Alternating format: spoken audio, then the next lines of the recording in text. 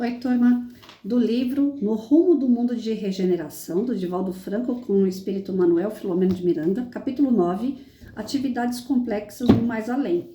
A gente vai para a terceira parte desse capítulo. O amor se produz ternura em volta e carinho em si mesmo. A mediunidade é uma experiência de amor na prática, especialmente por ser posta a serviço de necessitados totalmente desconhecidos, fazendo recordar o ensinamento de Jesus sobre o dar com a mão direita sem que a esquerda o saiba. Muitos candidatos ao labor da caridade pretendem o exibicionismo e o modismo, a atormentada ânsia de fama e de exaltação da personalidade, quando seu ministério é exatamente o oposto. O médium sincero e dedicado sabe manter as suas faculdades resguardadas da célebre lenda a respeito da mosca azul, cuja picada altera a conduta do indivíduo, concedendo-lhe elevados valores que não possui. Ouvidam-se muitos candidatos da mediunidade socorrista dos irmãos da retaguarda, mais sofredores e mais necessitados, e passam a ser falsos intérpretes de espíritos nobres, que não têm nenhum interesse em exaltar a memória, mas ao invés lamentam o pouco que se acreditam haver feito enquanto na terra. É de bom alvitre que os bons médiuns, aqueles que trabalham a serviço do bem, não desejem utilizar a mediunidade para receber as fúteis louvaminhas e elogios grosseiros, antes vivendo para o desempenho da tarefa autoiluminativa. Justo no momento em que o dialogador acercou-se para a conversação edificante às barreiras de isolamento que controlavam as entidades infelizes que faziam parte do séquito do comunicante, permitiram que todos os adentrassem no círculo vibratório das comunicações com o propósito de fazer algazarra e mesmo tentarem agressão. O ambiente, porém, não lhes permitia espaço mais amplo dos seus interesses vulgares. Assim, permaneceram automaticamente em expectativa enquanto a ocorrência cristã era realizada. Nesse momento, recordei-me da autoridade de Jesus diante dos espíritos perturbadores e cruéis. 2 ou 3 palavras à grandeza do seu verbo, a sua aproximação neles produzia um efeito desejado, que era o de liberar o paciente dos seus tenazes constritores. Naquele caso, no entanto, o objetivo era fixá-lo nas energias do reencarnado, a fim de que voltasse a experimentar o fluido animal de que se nutria, para uma conversação franca e responsável pelo seu futuro. Foi o visitante quem, arrogante, o cínico, deu início ao diálogo. Bem sei o que está acontecendo em razão da minha posição de chefe de equipe. Tive o cuidado de escolher os meus melhores acompanhantes para essa bizarra apresentação. Bem se entende, portanto, que aqui estou comunicando-me com os senhores por espontânea vontade e pelo desejo imenso de poder declarar com lucidez o patamar das lutas em que nos encontramos. Para facilitar o nosso diálogo, declaro que não sou partidário das suas ultrapassadas e criminosas crenças. Sou discípulo da dinastia Omíada, responsável pelo califado daqueles que seríamos sacrificados e discriminados, mas alcançaríamos as mais distantes regiões da terra. Mas isto é a história do passado. Agora estamos unidos, sunitas e xiitas, contra o inimigo comum, que é o seu profeta, Jesus. No começo, o respeitávamos como um dos profetas que vieram preparar o período da libertação por volta da metade do século VII. Logo depois, no período das guerras sagradas, os judeus e cristãos uniram-se contra nós, e desde então reinamos em áreas diferentes, sendo que agora, há pouco mais de um século, desejamos extinguir esses malditos que desgraçaram o Ocidente e parte do Oriente com as falsas crenças, idolatrias, furtos e crimes em nome de Deus, porém do Deus que eles construíram. Enquanto não vencermos esses desventurados propagandistas da ilusão e do crime, do pecado e do erro, lutaremos das regiões onde nos encontramos, a fim de, por fim, encontrarmos o paraíso preconizado pelo Corão, depreendendo que, apesar de desencarnado, ainda não desfruta da plenitude celestial, asseverou o nosso Antúlio, aproveitando-se da pausa natural que o comunicante fez. Segundo o Alcorão, logo após a morte do fiel, se é justo e devotado, experimenta de imediato as delícias do paraíso. Como acaba de expor, não é exatamente assim. Isto porque o reino de Deus encontra-se no coração pacificado, no sentimento de amor, de compaixão e na conduta reta e gentil para com todos. Pelo que o amigo acaba de narrar, encontra-se numa província espiritual de lutas, sofrimentos, rancores e perseguições a todos aqueles que não compartilham das suas ideias, qual ocorre no mundo físico. Vocês, xiitas, têm como lema o sacrifício e a abnegação, que é uma regra muito bela. No entanto, transcorridos séculos talvez da sua morte, ainda não pôde fruir a felicidade que é o prêmio dessa conduta após a morte. É natural, revidou agora com um semblante da médium totalmente transfigurado, a escorrer pela boca uma baba peçonhenta e fétida. Estamos buscando o holocausto. Quando recentemente declaramos a guerra total contra Jesus e o judaísmo, entramos numa luta física, abandonando o nosso reduto para interferir no comportamento dos homens e das mulheres, achicalhando seus deuses e cultos, ao mesmo tempo instalando o deboche e as aberrações morais para os vencer mais rapidamente. Concordo sim com a informação. A criatura humana é mais sensível aos prazeres sensoriais e chulos do que às emoções superiores e dignificadoras. Nada obstante, Jesus providenciou com antecipação antes dessa grande batalha, enviando à terra o Consolador, os espíritos nobres, a fim de restaurarem os seus ensinamentos e disciplinarem as baixas condutas, fazendo que seus discípulos ascendam aos planos superiores da harmonia. É ingenuidade de sua parte acreditar que esses esbirros estúpidos e presunçosos possam enfrentar-nos e superar-nos. Não se trata de os superar nem os enfrentar, mas sim de evitar que o mal, de que todos vós sois portadores, domine-lhes a forma de viver, afastando-os nos mínimos deveres de amor e fraternidade. Desejamos eles e nós outros, os desencarnados do Evangelho redivivo, demonstrar que o profeta Jesus, por Mohamed, respeitado, seja reconhecido como guia da humanidade, que o é. Não se trata aqui de uma vitória física, mas de uma união de sentimentos pelo bem da sociedade. Mas o nosso empenho é destruir essa sociedade que se apoia em falsos valores do cristianismo e do judaísmo, que em breve serão expulsos da cultura terrestre. Nosso propósito é insuflar a descrença e, consequentemente, o ódio entre as pessoas agarradas ao materialismo e à ilusão de uma existência única, desbordando-se nas extravagâncias do gozo à exaustão. As resistências físicas e morais dos seres humanos são muito frágeis. Quando fustigados e despertados para sensações enganosas, enlouquecem e tudo trocam pelo estranho gozo que os consumem rapidamente. Nesse momento, voltam-se para as benéficas experiências do serviço de amor em que se comprazem e se fortalecem, voltando ao vigor perdido. Tem sido sempre assim, desde o período mitológico do pensamento. O que o amigo vem fazendo é uma covardia incomum. A que se refere? Não lhe entendo a frase. Claro que sim. Refiro-me à sua contínua e perseverante perseguição à nossa irmã Malvina, especialmente depois de declarada a guerra. Antes, ela sofria a injunção dos inimigos da sua cristalina mediunidade, mas agora é um combate incessante para que não tenha resistência de levar adiante conosco o compromisso que assumiu antes da reencarnação. Vemo-la crucificada em dores e, ademais, sob camartelos de pensamentos perversos que a atormentam e ferem os sentimentos, ameaçando-a de 1000 formas possíveis de amedrontá-la. Ela é imbatível, porque se apoia na oração e no trabalho da caridade com amor. É abnegada e experimenta um imenso prazer de servir em nome de Jesus. E você, bem como os seus, biltres esvoaçam em seu contorno, quase não lhe dando trégua para os momentos de paz e alegria. É claro que sim. É nossa inimiga e está do outro lado do exército, do lado contrário. Ela é a porta de comunicação, o aparelho que tem desbaratado muitos planos nossos, graças à sua mediunidade, que apaga em lágrimas ou que nos perturba de contínuo. Odiamo-la com todas as veras do coração, particularmente depois que me assenhorei de algumas suas experiências do passado. Detestei a infame e me utilizo, aliás, não sou apenas eu, dos seus calcanhares de Aquiles para poder domesticá-la. E afirmo que ela cederá. Está fraca e oscilando, portanto, em um bom momento para nós.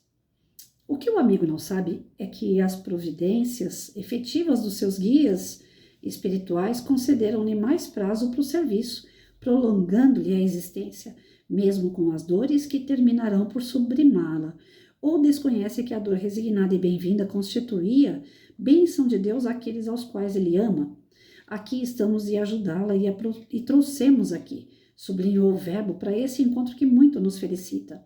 O inimigo percebeu o que ele quis dizer e verberou furioso. Vimos, e eu e todos que aqui estamos, porque eu sabia que era uma batalha que iríamos travar, e eles esperam somente um sinal para demonstrarmos nossa força, fazendo aqui uma baderna.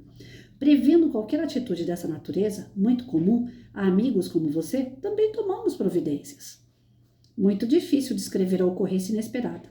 O comunicante começou a falar em árabe e a gesticular, fazendo movimentos ritualísticos como um transe religioso, e os acompanhantes puseram-se a gritar, a fazer soar pequenos tambores que retiraram das longas indumentárias enquanto cantavam com extravagante ritmo. Alguns deles retiraram os mantos que os envolviam e deparamos-nos com um grupo feminino em quase total nudez, que ao ritmo da música selvagem puseram-se a dançar de maneira luxuriante, e a sala, antes debilmente iluminada, foi invadida por uma nuvem densa, com aves estranhas e lúgubres que procitavam em desordenada algazarra. Os encarnados iam ser fisicamente agredidos quando caíram uns cones transparentes que os envolveram e subitamente uma luz mirífica desceu como se fora um manto protetor e a claridade voltou ao normal. Porém, tonalidade azulácea, na qual centenas de pontos luminosos mais fortes brilhavam incessantemente.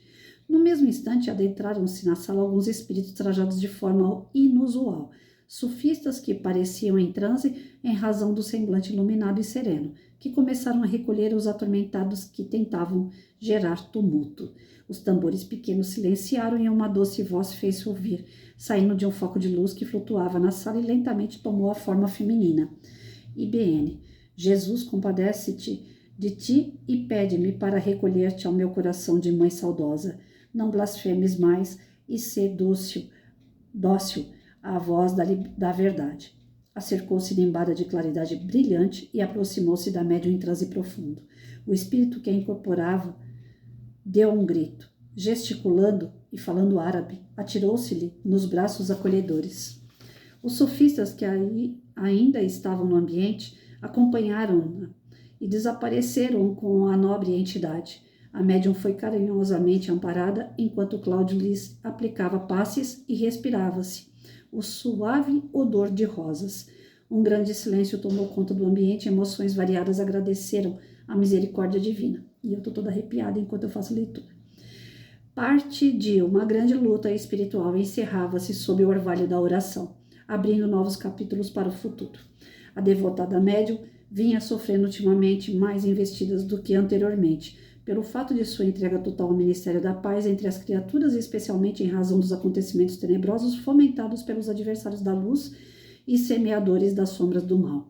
Agora, por certo, embora continuasse o cerco dos inimigos do Cristo, as dores da médium seriam atenuadas, em face de ser o irmão IBN, o responsável mais direto pelo nefanto cerco.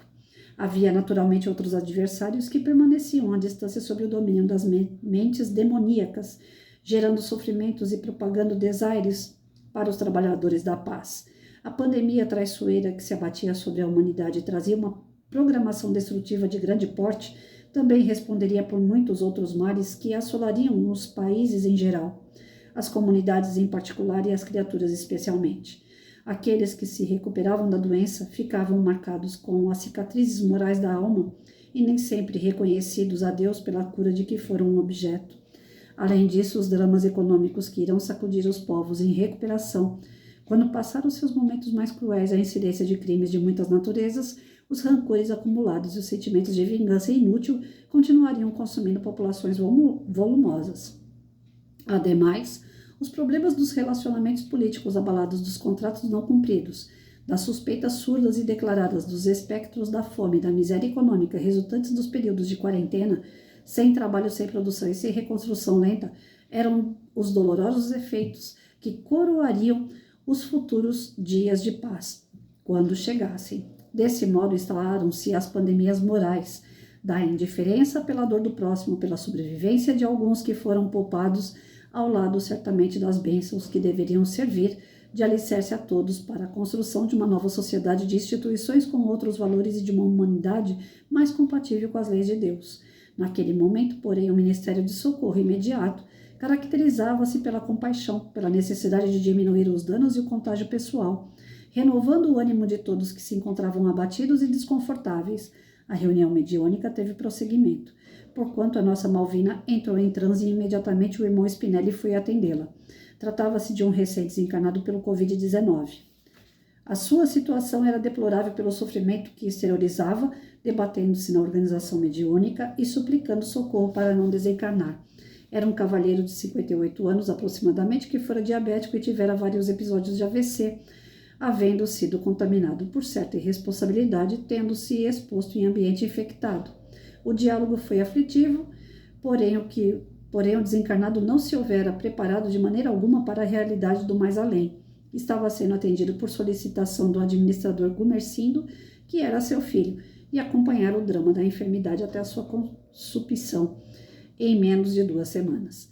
Além do mais, a perturbação do genitor estava atingindo a viúva, que era muito sensível e nunca se preocupara em cuidar de sua realidade espiritual. Apenas a dedicação do filho convicto das verdades espirituais. Mais 2 comunicações tiveram lugar e as atividades foram encerradas à hora regulamentar. Quando retornamos aos nossos cômodos e encaminhamos aos reencarnados, que haviam sido convidados à participação na tarefa, hora concluída. A madrugada avançava tranquila, aureolada de estrelas e de uma franja de luar distante. Bom, vamos lá. Vários episódios no mesmo aqui, né, gente? Eu não sei aonde que eu devo parar dentro do capítulo para que a gente possa entender cada caso. Mas aqui existiu, então, praticamente 3 situações, né? A questão da mediunidade, que ele fala, que é muito séria. Quem se propõe a trabalhar a mediunidade não pode estar sujeito, né, a melindres e muito menos a esperar que você seja o máximo como um médium, né?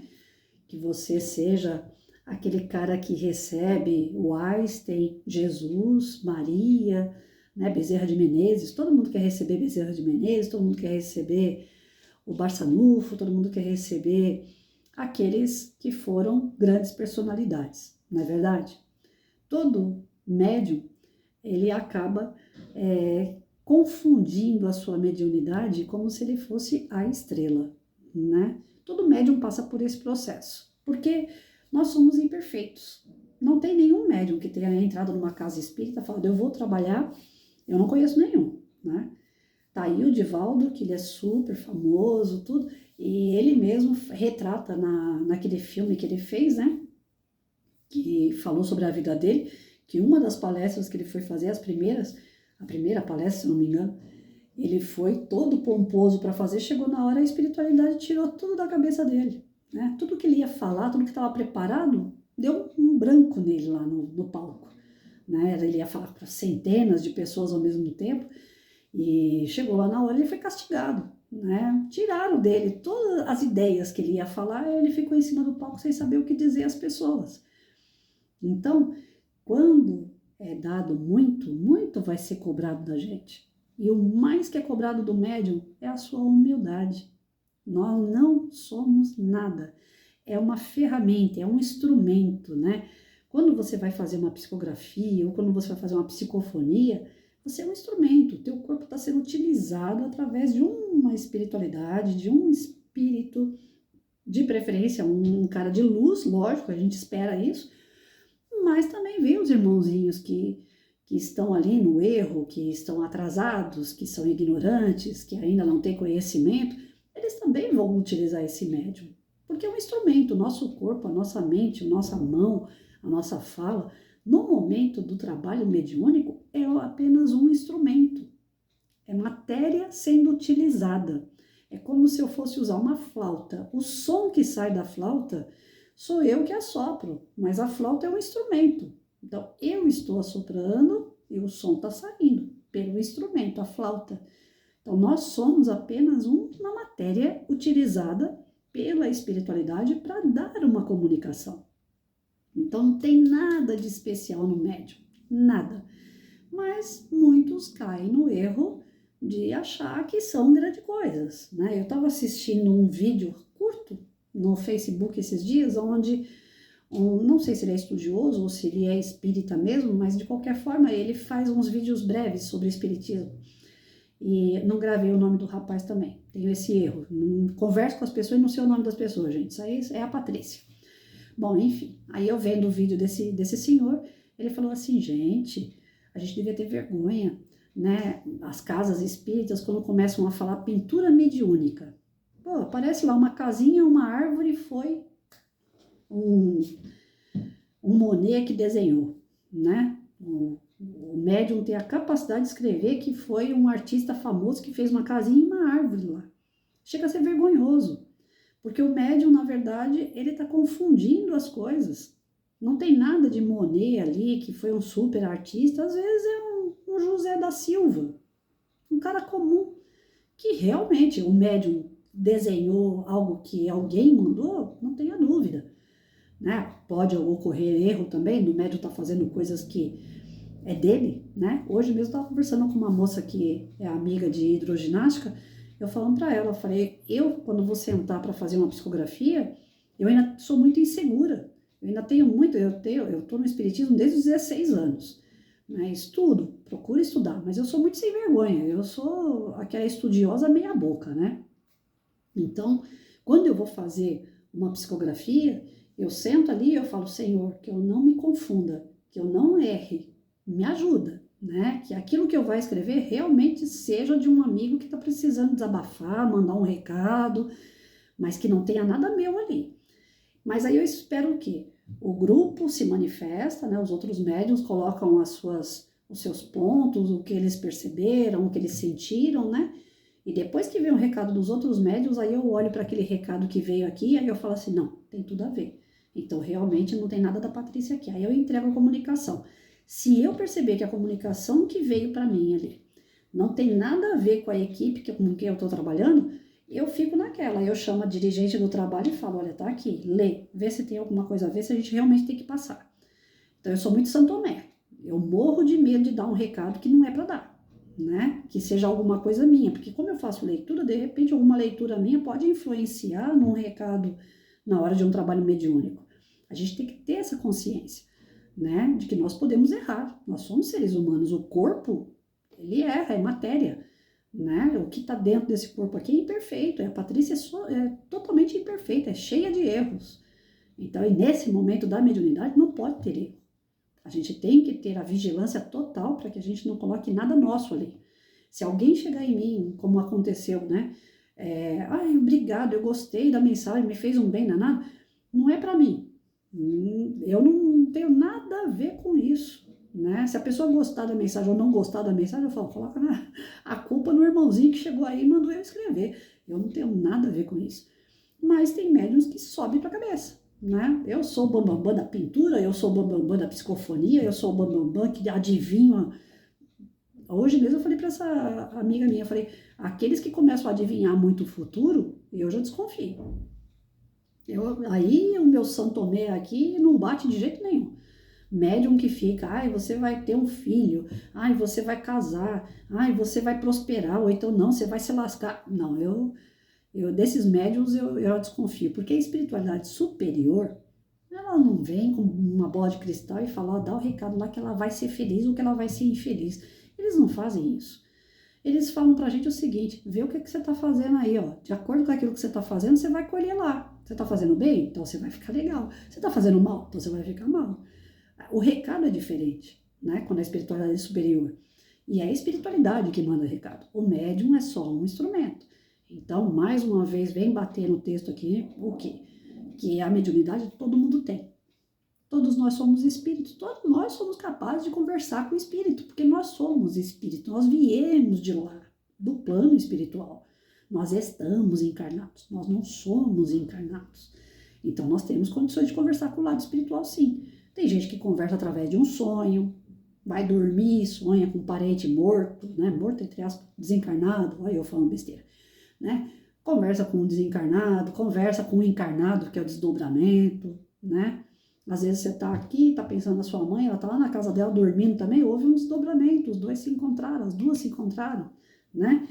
Então, existe a psicofonia, existe a psicografia, existe a materialização, existe uma série de formas que você pode se comunicar com o plano espiritual, porque você é espírito. Então, todos nós somos médiums, todos nós somos capazes dessa comunicação.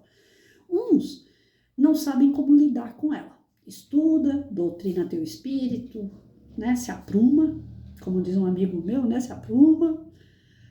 O Sargento Nantes, lembrei dele agora. Se apruma, João, né? Então, a gente se apruma, a gente equilibra, para que a gente possa trabalhar essa mediunidade. Outros não sabem lidar com isso, acabam ficando piradinho, né? Então, a questão de você trabalhar a mediunidade, ela é muito importante até mesmo para o teu equilíbrio, para a tua vida, né? E tem outros que não têm necessidade de estudar, tem outros que levam isso numa boa, tranquilo, né? Conseguem entender quando é dele, quando não é, porque o grau de evolução daquela pessoa já é grande. Mas o cuidado que o texto traz pra gente, né, não se leve achando que é grande coisa porque você é médium, porque todo mundo é. Uns estudam, outros não, uns sabem levar bem esse outro sentido. A gente não tem os 5 sentidos? A mediunidade seria o 6º aí, vamos dizer assim. É quando a gente fala que é a nossa intuição, né? Aí é um recadinho que tá vindo aqui, ó, né? A gente tem que ficar atento a esses recados, né? A gente pega um caminho todo dia à esquerda. Aí tem um dia que a tua intuição fala, não, hoje você não pega a esquerda, pega a direita. Provavelmente é teu anjo de guarda ali, ó, soprando. Então a mediunidade nós temos. Nós temos essa intuição, nós temos esse sentimento. Uns veem, né? Outros ouvem, cada um de um jeito, né? Tem pessoas, eu conheci pessoas que falam assim, eu não consigo enxergar direito, mas pelo tato, né? Se eu colocar a mão, eu sei mexer em parafuso, porca, não sei o que, tal, tudo pequenininho, eu não consigo enxergar, mas com o tato eu consigo mexer, eu consigo lidar com isso. Então são sensações, são sentimentos, né? Que nós temos, sensibilidades. A mediunidade é uma sensibilidade. E ela pode ser usada para o bem ou para o mal, depende com quem você está acompanhado. Aqui nessa sessão deram liberdade para que espíritos menos elevados se manifestassem. E eles estavam realmente, né, fazendo algazarra, eles estavam querendo causar danos. Mas a espiritualidade superior trabalhou junto com a equipe de médiuns que estavam ali para que eles fossem recolhidos, socorridos, né, esclarecidos e que tudo terminasse bem. Aí vem no final a questão desse recém-desencarnado, né, pelo Covid, que ainda não tinha uma noção do que estava acontecendo nessa sessão mediúnica. Apareceu esse senhor de 58 anos, aonde ele era totalmente materialista e não acreditava na morte, né? Então aí ele deu a comunicação nesse grupo, aonde ele também foi socorrido, pelo que deu a entender aqui, né? E depois os espíritos fizeram uma limpeza no ambiente para que voltasse de novo a tranquilidade, né? E eles seguem adiante aí para o próximo capítulo, gente. O amor não cessa. Aí vai ficar para amanhã. Beijo.